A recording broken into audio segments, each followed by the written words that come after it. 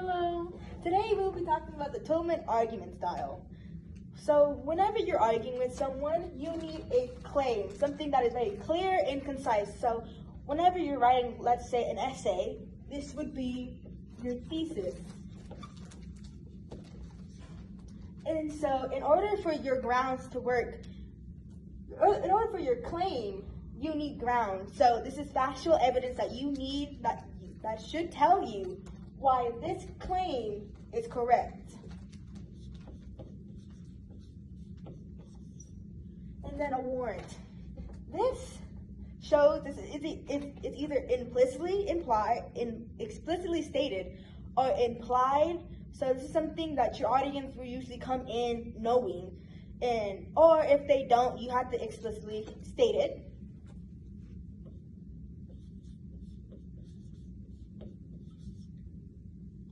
Okay, and then your qualifier. This shows that this sometimes may not always be the case.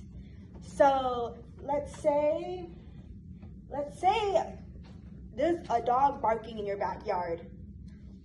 A qualifier may say that this might not be the case because it might be wolves barking in your backyard. And then your rebuttal. Your rebuttal goes with your qualifier. So this is the thing. So this is what might not always be the case. This might be your second option. That might also be the case.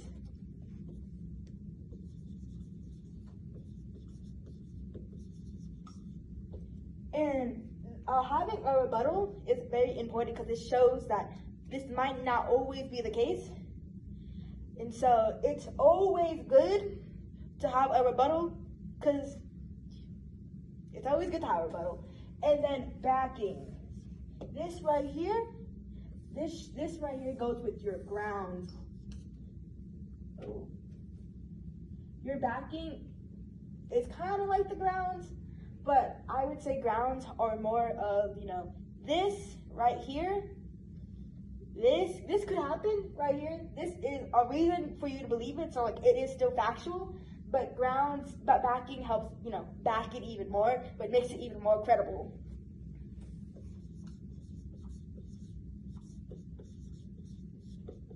Okay, and so I will show you this in a diagram.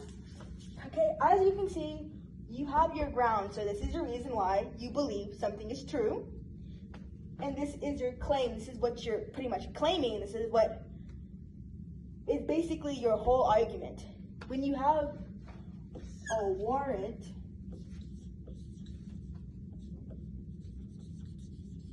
this right here is your reason for believing in what your claim is. And then you have your backing, which is the facts that, back your warrant, which helps validate your claim. And then right here would be a qualifier.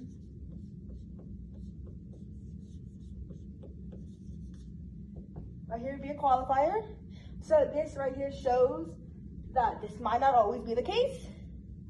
And then you have your rebuttal.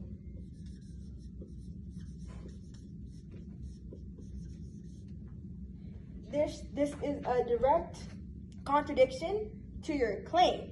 So let's think about, as I said earlier, like a dog barking in your backyard. So let's say your grounds is that you hear a dog barking, you hear something barking.